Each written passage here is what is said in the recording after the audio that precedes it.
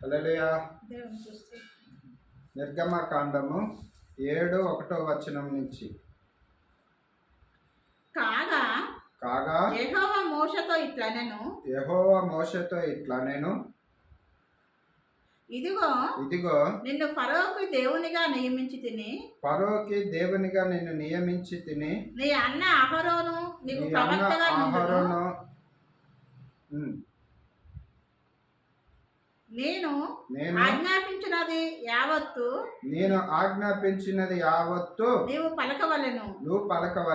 ఫరో తన దేశముల నుండి ఇశ్రాయేలీయులను పోనీయవలెనని అన్నయైన అహరోనును అతనితో చెప్పును. అయితే నేను ఫరో హృదయమును కఠినపరిచి ఐగుప్తు దేశంలో సూచక క్రియలను మహత్కార్యములను విస్తరింపచేసేదను. ఫరో నీ మాట వినడు గాని నేను నా చెయ్యి ఐగుప్తు మీద వేసి ఐగుప్తుల మీద వేసి గొప్ప తీర్పుల చేత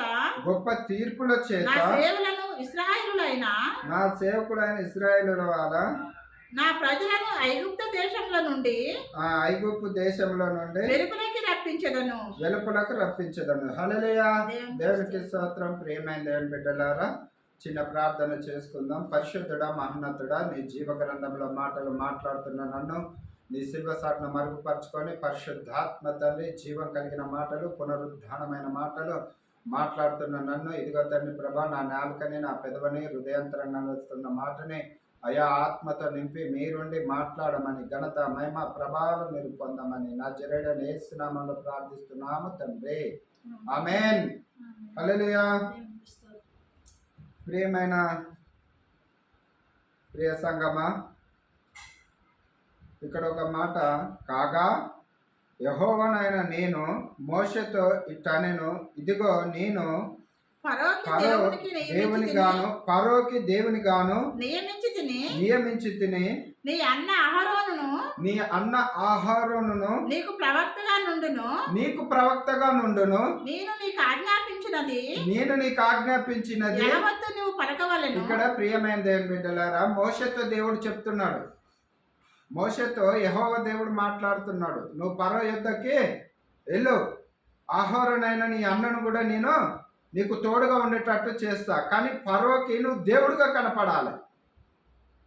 నువ్వు అక్కడ మాట్లాడుతున్న మాటల్ని బట్టి, నువ్వు అక్కడ చేస్తున్న క్రియల్ని బట్టి అక్కడ మహా అద్భుతమైన క్రియలు నేను చేస్తా. ఫరో అప్పుడు కూడా నీ మాట వినడు.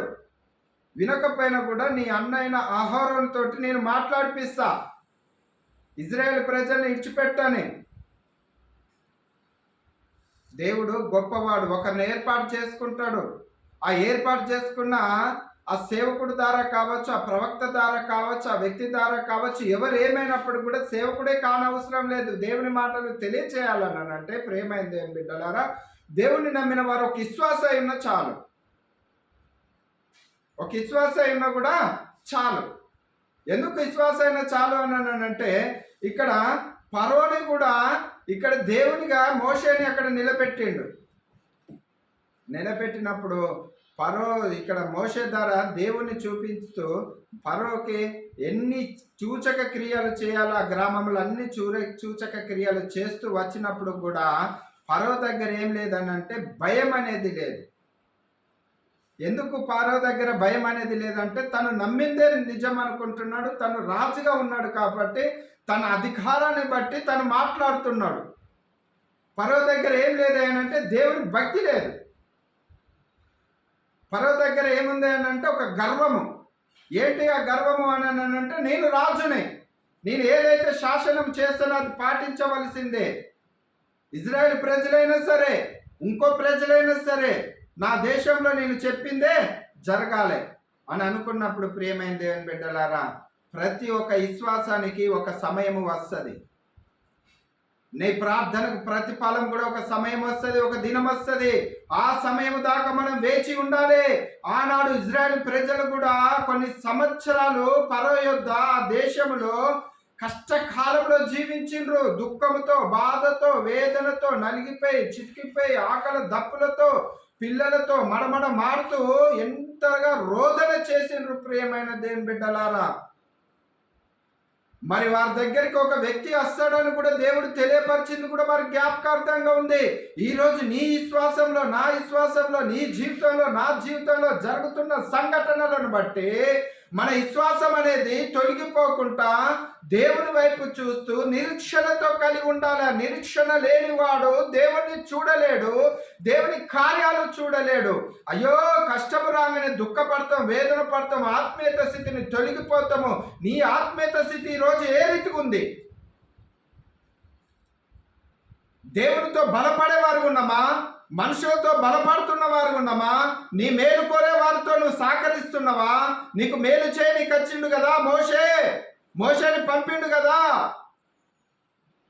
అయినప్పుడు కూడా ప్రియమైన దేవుని బిడ్డలారా, రాజు బెనుకుతలేడు, తొణుకుతలేడు. మహా అద్భుతమైన ఆశ్చర్యమైన కార్యాలు జరిగించడానికి ఇక్కడ ఒక మాట ఉంటుంది చూడమ్మా, 2వ వచనము. నేను నిన్ను ఆజ్ఞాపించినది యావత్తు పలకవలెను. మోషేతో చెప్తున్నాడు దేవుడు, మోషే నీకు నేను ఆజ్ఞాపించింది యావత్తును నువ్వు పలకవలెను.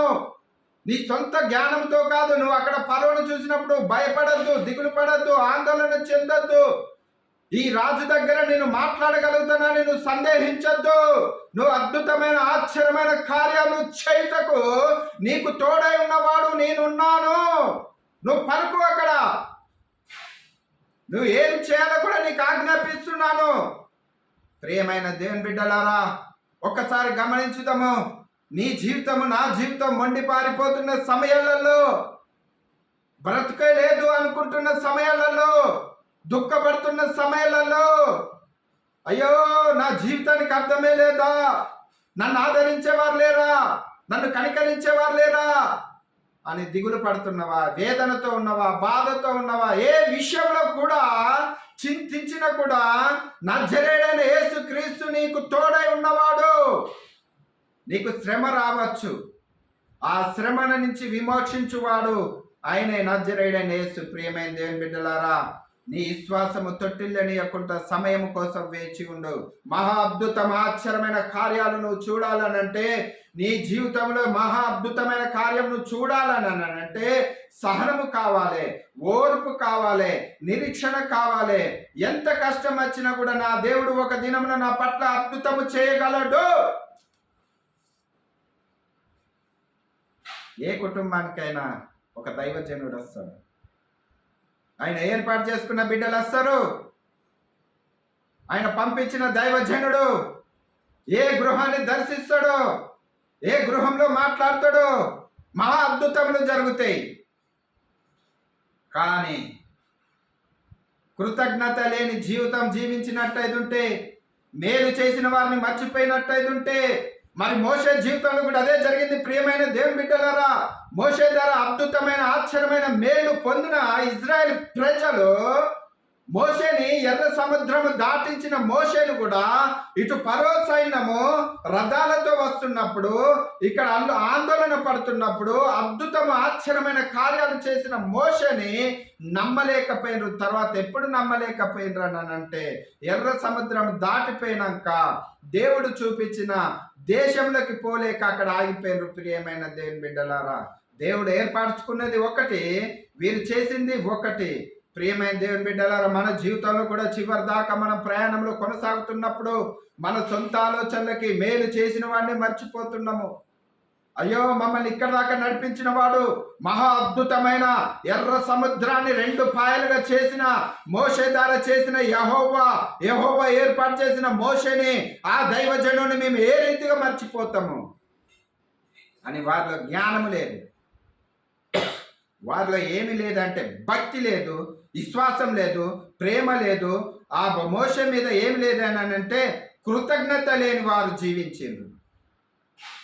జీవించి దేవుడు ఏర్పాటు చేసిన గ్రామానికి వెళ్ళలేకపోయినరు, ఏర్పాటు చేసిన దేశానికి వెళ్ళలేకపోయినరు, పాలు తేనెలు కాలు ప్రవర్తించుతున్న అక్కడికి వెళ్ళలేకపోయినరు. ప్రియమైన దేవుని బిడ్డలారా, ఆగిపోయినరు.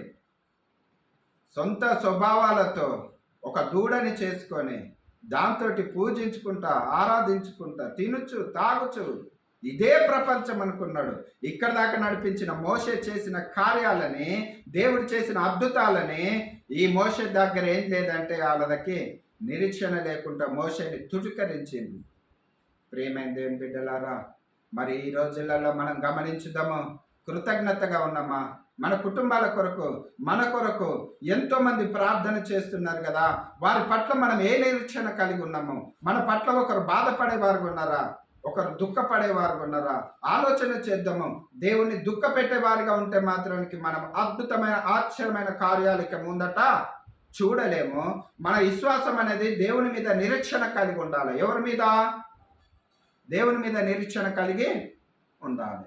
మరి ఈరోజు నీ నిరీక్షణ, నా నిరీక్షణ, నీ విశ్వాసం, నా విశ్వాసం ఎవరి మీద? మనుషుల మీదనా? మనుషుల మీద అయితే అది వ్యర్థమే. ఒక దినమున ప్రయోజనం ఉండదు, మేలు ఉండదు. మళ్ళీ మొదటి స్థితి వస్తుంది. ప్రియమైన దేవుని బిడ్డలారా, మరి ఇజ్రాయెల్ ప్రజలకు కూడా అదే రీతిగా మొదటి స్థితి వచ్చింది. అక్కడ ఆగిపోయిండు. మోషేకు కూడా కోపం వచ్చింది. దేవుడు చెప్పినవి కూడా కొన్ని ఆజ్ఞలు మోషే చేయలేకపోయిండు. ఇక్కడ మాత్రానికి దేవుడు తెలియజేస్తున్నాడు. 3వ వచనం చదవమ్మా. అయితే నేను ఫరో హృదయమును కఠినపరిచి ఐగుప్తు దేశంలో నా సూచక క్రియలను నా మహత్ కార్యములను విస్తరింపచేసేదను. చదవం ఇంకా. ఫరో నీ మాట వినడు గాని నేను నా చెయ్యి ఐగుప్తు మీద వేసి గొప్ప తీర్పుల చేత నా సేవకులైన ఇశ్రాయేలు మీద నా ప్రజలను ఐగుప్తు దేశంలో నుండి నా ప్రజలైన వారిని ఐగుప్తు దేశంలో నుండి వెలుపలకి రప్పించేదను. హల్లెలూయా. నువ్వు వెలుపలకి రావాలనంటే దేవుని మాట వినాలి. దేవుని కార్యం కూడా మోషే చేయాలని అంటే యెహోవా మాట మోషే కూడా వినాలి. సూచన తప్పకుండా వినాలి. ఈరోజు నువ్వైనా నేనైనా సరే ఈ పరిశుద్ధ గ్రంథాన్ని పట్టుకొని దేవుని పట్టుకొని నమ్ముతున్న మనము ఒక్కసారి యెహోవా మాట తప్పకుండా వినాలి. ప్రియమైన దేవుని బిడ్డలారా, మన సొంత ఆలోచనలకు ఇవ్వద్దు, మెరుగు మాటలకి చోటు ఇవ్వద్దు. ఒక్కసారి నీ జీవితంలో నా జీవితంలో ఒకసారి ఆలోచన చేద్దాం. దేవునికి ఆత్మీయత స్థితిలో ఎందుకు దూరం అవుతున్నాం? మనం ప్రార్థన పరులమే కదా, విశ్వాసం గలవారమే కదా. మనం చెప్పుడు మాటలకి లొంగిపోకుండా ఇక్కడ మోషే మాటకి లొంగినట్టయితే ఉంటే ఇక్కడ జరిగినది ఏంటంటే ఇజ్రాయెల్ ప్రజలు ఎర్ర సముద్రం దాటినాక వేరే మాటలు విని వేరే వారి మాటలు విని లోకానుసారంగా ఆగిపోవాల్సి వచ్చింది. మోషేకి ఆత్మీయతంగా దేవునికి ఆత్మీయతంగా స్నేహం అనేది బంధుత్వం అనేది తెగిపోయింది. మోషే 40 రోజులు ప్రార్థన కొరకు ఏకాంతంగా ఒక గుట్టెక్కినప్పుడు, ఒక సామాన్యంగా వెళ్ళినప్పుడు మరి అక్కడ ఏం జరిగిందంటే ఇంకా మోషే తిరిగి రాడు, మన ఇష్టం వచ్చినట్టు మనం జీవిద్దామని అక్కడ చెప్పుడు మాటలకి ఇజ్రాయెల్ ప్రజలు ఏమైపోయారంటే ఆత్మీయత స్థితిలో దేవునికి దూరం అయిపోయినారు. మళ్ళీ లోకానుసారంగా వెళ్ళిపోవాల్సి వచ్చింది. మరి ఈరోజు నీ స్థితి నా స్థితిని కూడా ఒకసారి మనం పరిశీలన చేసుకుందాము. మరి దేవుడి ఇట్టి మాటల్ని దీవించి ఆశీర్వదించును గాక. ఆమేన్. Praise Lord. హల్లెలూయా.